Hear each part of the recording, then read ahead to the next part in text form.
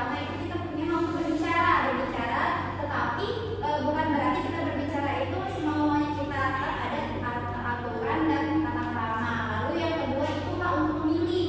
Misalnya dalam kehidupan kelas itu kita memilih ketua kelas untuk memimpin kelas tersebut. Lalu yang ketiga itu ada hak diperlakukan sama. Jadi kita itu semuanya itu sama, tidak ada yang besar, tidak ada yang kecil, semuanya sama. Lalu yang keempat itu ada hak belajar dan bermain. Jadi setiap anak dan kita semua itu punya yang sama untuk bisa belajar di kelas, menerima ilmu yang disampaikan oleh para guru. Dan yang selanjutnya ada kewajiban dalam demokrasi. Nah, kewajiban kita itu harus menghormati orang lain, walaupun dia lebih tua atau lebih muda dari kita. Lalu yang kedua itu ada kewajiban mematuhi aturan. Nah, jadi misalkan sekolah itu punya aturan nih buat kalian, kalau harus bersikap sopan terhadap guru, tidak boleh membantah. Lalu yang ketiga itu kewajiban menjaga kerukunan. Misalnya Dinda sama Nia itu ribut di kelas. Nah, jadi tidak boleh seperti itu ya. Jadi kita itu harus sama-sama rukun karena kita sama-sama bersama. Lalu yang terakhir itu kewajiban bekerja sama. Misalnya kita punya tugas kelompok, itu tidak boleh hanya satu yang mengerjakan, jadi semuanya harus ikut mengerjakan. Oke, selanjutnya demokrasi dalam kehidupan sehari-hari. Nah, ini juga patut untuk kalian pelajari. Nah, ini akan dijelaskan oleh Ibu Salsa. Kepada Ibu Salsa dipersilakan. Nah, anak-anak, kalian kan udah dijelasin sama Ibu Alia sama Ibu Aisyah tadi tentang demokrasi. Ada yang tahu contoh dari demokrasi itu apa? Tidak ada yang tahu. Seriusan tidak ada yang tahu? Nah, yang pertama tuh kan di kelas ini kita tuh pemilihan ketua kelas. Nah, itu termasuk dengan yang namanya demokrasi.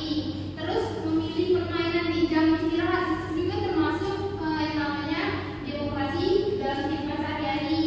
Terus yang ketiga itu ada yang namanya keputusan bersama di kelas. Keempat itu ada pembagian tugas piket. Dan yang kelima itu ada musyawarah untuk kegiatan kelas, itu juga termasuk demokrasi dalam kehidupan sehari-hari. Jadi anak-anak dengan contoh ini kalian bisa belajar tentang kebersamaan, menghargai pendapat orang lain, serta menemani cara kita demokrasi dalam sekelompok kecil.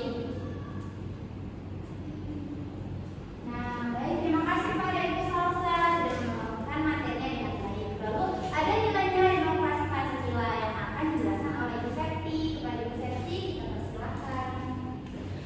Oke anak-anak, tadi kan sudah dijelaskan oleh Ibu Siti, Ibu Alia, dan Ibu Salsa tentang macam-macam demokrasi beserta juga contohnya. Nah di sini Ibu akan menjelaskan tentang nilai-nilai demokrasi dalam Pancasila. Ayo di sini, siapa yang sudah hafal Pancasila? Saya. Rapi belum hafal Rapi? Nggak hafal ya Bu? Tidak hafal. Oke, kita belajar ya. Nah, di sini nilai-nilai yang menjadi dasar dari bagaimana kehidupan itu menuju berbangsa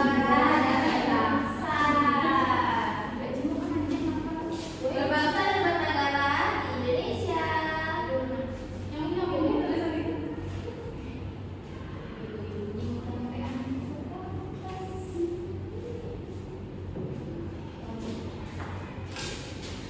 Nah, dalam nilai-nilai demokrasi Pancasila itu nilai-nilai yang menjadi dasar bagaimana kehidupan bernegara dan berbangsa di Indonesia ini diatur. Nah, yang pertama itu ada nilai ketuhanan di sila pertama yang berbunyi ketuhanan yang Maha Esa. Nah, dalam sila pertama ini anak-anak, itu setiap orang di Indonesia itu bebas untuk memeluk agama mereka. Nah, seperti yang kita ketahui, agama di Indonesia itu ada Islam, ada Buddha, Hindu,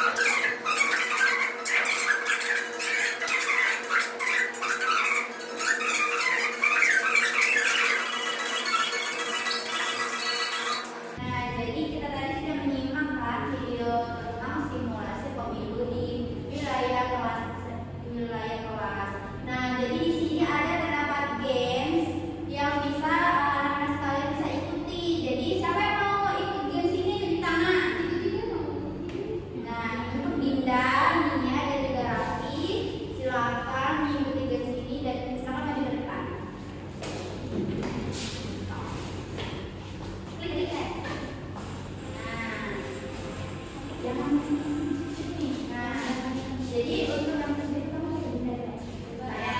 Untuk Dinda dari 1 sampai 10 pencet kotak nomor berapa? 8. Betul. Nah, soalnya bagaimana cara menghitung hasil pemilihan dalam demokrasi? Yang A, semua orang menulis nama calon di papan tulis. B, menebak siapa yang akan menang tanpa menghitung. C, sudah yakin? Oke, cek. Benar tidak?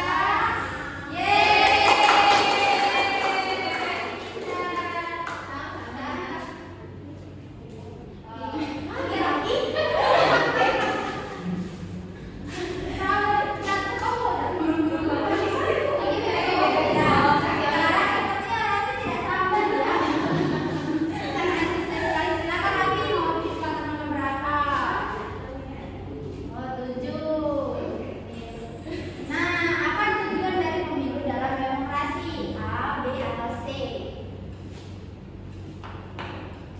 Hadirin kelas. Apa? Nah, yakin? Oke, ibu salsa kamu dicukup salsa. Lalu yang terakhir, Nia. Mau pilih nama berapa?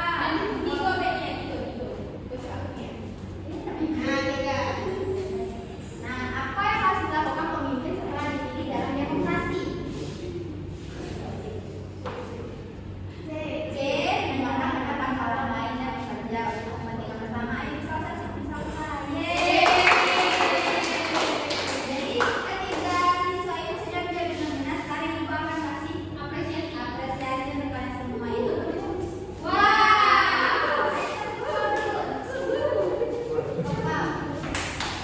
Tepuk wow. Kasih B, kasih O, kasih B. Wow, keren. Wow, keren. Wow, keren. Wow, keren.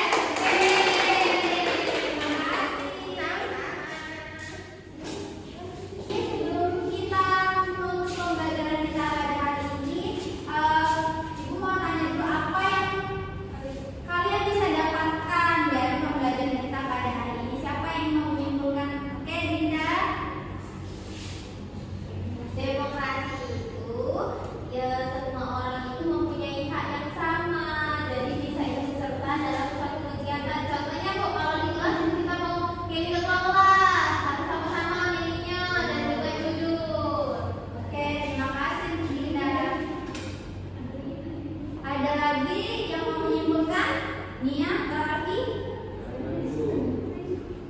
Oke, sepertinya sampai di sini dulu ya pembelajaran kita pada hari ini.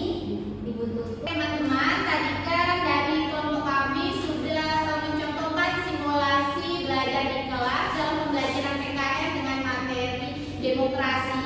Nah, di sini dari kelompok kami itu mengambil yaitu sistem bermain peran atau role playing. Nah, sistem ini merupakan salah satu metode pembelajaran atau pelatihan di mana peserta memerankan satu peran tertentu dalam situasi yang sudah ditentukan untuk mengembangkan pemahaman, keterampilan atau sikap terhadap suatu topik. Seperti tadi kita memerankan tentang pemilu atau pemilihan ketua kelas.